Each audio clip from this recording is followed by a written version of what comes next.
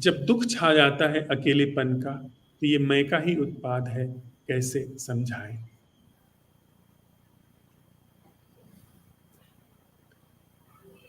हमने अभी साथ में चल करके यह देखा है कि हमारे होने का मतलब अनुभव और विचार है। अनुभव और विचार के धरातल पर ही हम बनते हैं। जब आप कहते हैं कि मैं, तो मैं एक अनुभव ही तो है ना। अनुभव का मतलब ही होता है जो पीछे हो, अनु का मतलब पीछे, भव का मतलब हो, जो बाद में हो। जो घटना घट रही है, उस घटना के परिणाम स्वरूप जो होता है वह अनुभव। जो जीवंत घटना है, उस जीवंत घटना से पृथक होकर के जो होता है वह अनुभव। तो अनुभव जो है वो पीछे वाली घटना है। वो वास्तविक जो हो रहा है उससे उस घटना का कोई लेना देना नहीं है। वो आपके संस्कारों, आपकी बनावट के अनुरूप आपके अंदर नोटिस की जाती है, आपके अंदर उसकी रिपोर्टिंग होती है, उसे आप अनुभव कहते हैं। तो जब दुख छा जाता है अकेलेपन का, तो ये जो अकेलेपन का अनुभव है वो कहां से आता है? क्या वह अनुभव का परिणाम नहीं है? क्या वह एक विशेष तरीके की शैली का परिणाम नहीं है जिसमें मैं है? मैं जब बहुत सारी चीजों से जुड़ा हुआ रहता है, तो वो भूला बिसरा रहता है। जब बहुत सारी चीजें निकल करके चली जाती हैं, तब वो अपने को अकेला महसूस करता है। यानी वह प्रक्रिया, जो खंडन की प्रक्रिया है, जो चीजों से अपने को अलग करके देखने की प्रक्रिया है, वह गहनतम में एक अनुभव से संचालित होती है जिसका नाम है मैं। और जब सारी प्रक्रियाएं, सारे विषय वो जीवन से छिटक गए किसी भी कारण से, तो अब वह अलग थलग पड़ गया, तो वो जो अनुभव नाम की चीज है वह अपने मौलिक स्वरूप में आ गई। उस पर सारे जितने ऊपर कवर पड़े हुए थे वो हट गए, घट गए, पर है वो अनुभव ही। अगर उसके साथ आप बने रहते हैं, तो वह अनुभव टिकेगा नहीं। वह मैं का जो आत्यंतिक अनुभव है अकेले होने का। अकेले होने का मतलब है कि दूसरे से टूट जाना, अलग हो जाना। ये सकल अस्तित्व टूटा हुआ नहीं है, ये सब एक दूसरे से अनुस्यूत है। विचार मात्र एक ऐसी चीज है जो हमको और आपको तोड़ करके अलग करती है। तो अगर विचार तोड़ करके आपको अलग करता है, तो इसका मतलब अकेलापन एक विचार है, अकेलापन एक अनुभव है मैं का, अकेलापन एक विचार है मैं का, या अकेलापन ही मैं है, अकेलापन का विचार ही मैं है। आप गौर से देखेंगे तो यह बात अपने अंदर ऐसी ही पाएंगे, पर मेरी बात मत मानिए, सिद्ध करके इसको, अमल करके इसको देखिए। अगर मैं और मेरा विचार, मैं और मेरा अनुभव वह एक ही है, तो अकेलापन ही मैं हूं।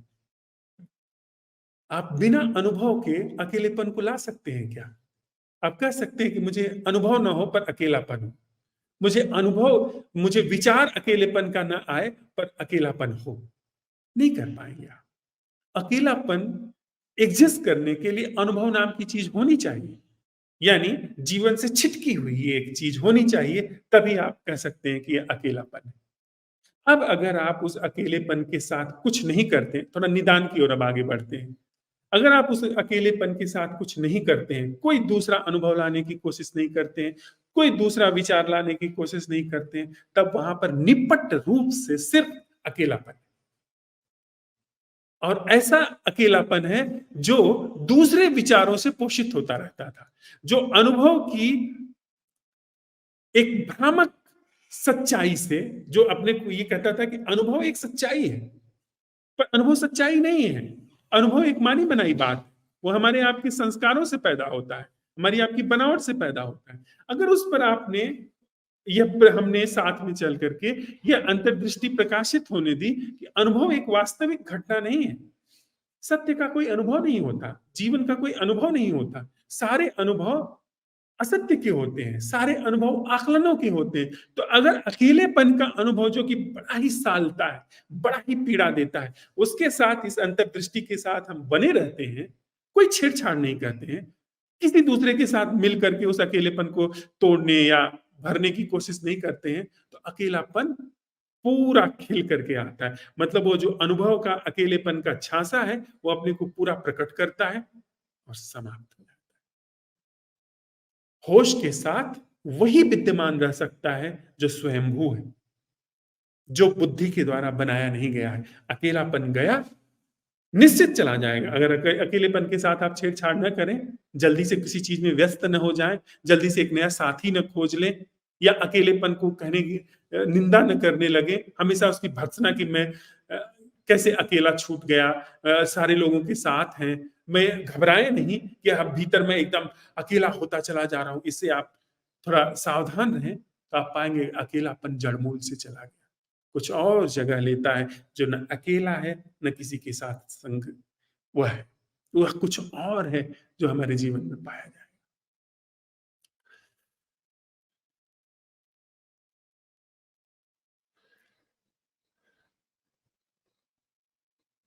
जब स्वयं का अस्तित्व ही नहीं है, तो किस स्वयं की खोज में भटक रहा है व्यक्ति, कहीं पहुंच पाएगा? अमित, यह भाषा की एक भूल है, क्योंकि अब तक हमने जिस चीज को सबसे मौलिक समझा हुआ था, वह है मैं। जीवन है क्योंकि मैं हूं, अनुभव है क्योंकि मैं हूं, विचार है क्योंकि मैं हूं। इसलिए हमने जो भाषा विकसित करी, वह भी इसी आधार पर विकसित हुई कि मैं हूं। इसलिए अनुसंधान जब उस पर लागू किए गए, अब मैं कहूं कि मैं तत्व का अनुसंधान कर रहा हूं, तत्व का अनुसंधान हो रहा है, तो कौन है जो तत्व का अनुसंधान कर रहा है? बात आ गई ना मैं पे। इसलिए ये भाषा की या कन्वे करने की भूल है कि हमें हर बार मैं को लाना पड़ता है।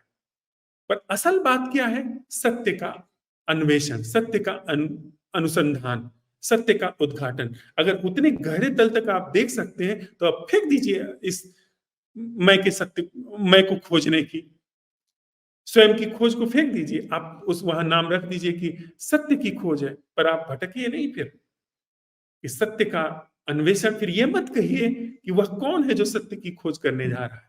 अगर वह तर्क अभी भी आपके अंदर काम कर रहा है, उससे गहरा उद्घाटन आपके अंदर नहीं हुआ है, तो फिर ठीक वहीं पर काम करिए जहां पर आप हैं। आप स्वयं की ही खोज करिए, स्वयं के ही झांसे की खोज करिए। ये उसके लिए सत्य का अन्वेषण बात लागू हो जाती है, जो मैं और मेरे विचार, मैं और मेरे अनुभव, इन दोनों के एक होने को वह देख चुका है कि मैं ही मेरा विचार हूं, मैं ही मेरा अनुभव हूं। उसको देख लिया गया, तो फिर वहां पर सत्य का अनुसंधान स्टेटमेंट लागू हो जाता है कि सत्य का अनुसंधान हो रहा है। वो जहां पर खंडकारी ढंग काम करता था, वहां पर अब अखंड को अवसर दिया जा रहा है, खंड का विसर्जन हो रहा है, खंड के भ्रम का विसर्जन हो रहा है। वहां पर आप सत्य का अनुसंधान इस्तेमाल कर सकते हैं सब। लेकिन जब तक हम हैं, और वो हमको आपको बहुत ईमानदारी से अपने जीवन में जांचना होगा, परखना होगा कि हम अपने संबंधों में क्या है। यहाँ तो हम अच्छी अच्छी बात कर लेंगे, पर यहाँ से जाने के बाद कैसे हम अपने पड़ोसी से व्यवहार करते हैं, पड़ोसी के बारे में क्या सोच रखते हैं, अपने मित्र के बारे में क्या सोच रखते हैं, अपने शत्रु के बारे में क्या सोच रखते हैं जिसे हम शत्रु कहते हैं, दुनिया के बारे में, अपने स्वधर्मी, विधर्मी, अपने देश के वासी, दूसरे देश के वासी, इनके बारे में क्या सोच रखते हैं, उनका अच्छी तरीके से अनुसंधान हमको देखना होगा, करना होगा।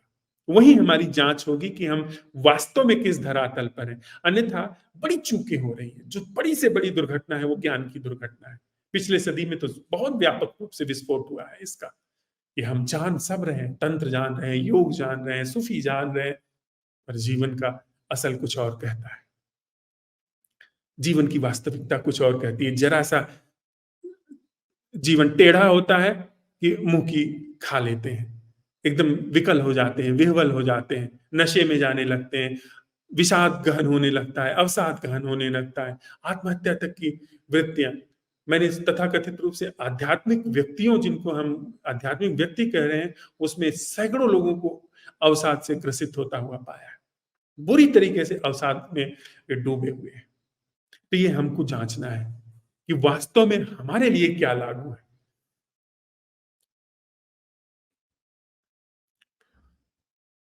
सावधान साधना के दौरान की कुछ अनुभूतियाँ शब्दों में आ सकती हैं और कुछ शब्दों से परे हैं। क्या ये सही है? अनुभूतियाँ अनुभूतियाँ हैं। अनुभूतियों का कोई बहुत महत्व नहीं है। हमारे कुछ पुराने संस्कार हैं, कुछ पुराने ढंग हैं, जिनके आधार पर अनुभूतियाँ घटित हो जाती हैं। कुछ साइकी की हैं, कुछ शरीर की हैं, कुछ और भी हो सकती हैं। पर अनुभूतियों को बहुत महत्व देने की आवश्यकता नहीं है। कहने वाले लोगों ने कहा है कि चाहे वो सिद्धियों की ही अनुभूतियाँ क्यों ना हो, मैं उसे चिमटे से भी नहीं छूना चाहूँ। जीवन की 2 तलाश होती है।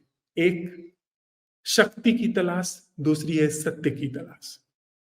अगर आप अनुभूतियों की तलाश में हैं, अनुभूतियाँ चाहे वो अपरा अनुभूतियाँ हों, चाहे विचार के परे जाकर के अनुभूतियाँ हों, उनको अगर आप खोज रहे हैं तो कहीं न कहीं शक्ति की तलाश है। सत्य की तलाश में अनुभूतियाँ अपने आप उनसे निष्ठा भंग हो जाती है। चाहे कोई भी अनुभूति हो, उससे निष्ठा भंग हो जाती है। तो बेहतर है कि चाहे आप शब्द दे पाते हो, न दे पाते हो, उस चक्र में ही न जाएँ। खुद के अवलोकन करते हुए बहुत सारी सिद्धियाँ आपको घटित हो सकती हैं, वो कोई बहुत बड़ी बात नहीं है। आप बहुत सारी ऐसी चीज़ें जानने लगेंगे जो कि आमतौर पर बड़े चमत्कार माने जाते हैं, पर उसमें फँसने की ज़रूरत नहीं है। उसमें बिल्कुल ना फँसे हम, जब तक कि अनुभवों और विचारों से पार जीवन ना उद्घाटित हो जाए। वह जीवन जो बिल्कुल हमारे अनुभव और विचारों में नहीं आता है। जो स्वयं आ रही है उसका क्या करें? बस देखें। आ रही हैं आने दें, ठहर रही हैं ठहरने दें, जा रही हैं चली जाने दें। अपने आप वो आएँगी, ठहरेंगी, चली जाएँगी। साथ ही साथ वह धरातल भी चला जाएगा जिस पर आकर के वो ठहरी थी, वह भी विदा हो जाएगा। भुल्ला की जाना मैं कौन? अंत में वही बात आती है। जो पूरे लोग हुए, वो लाओत्से से जैसे हो गए। की जाना मैं कौन? थोड़ी देर के लिए साथ में बैठते हैं।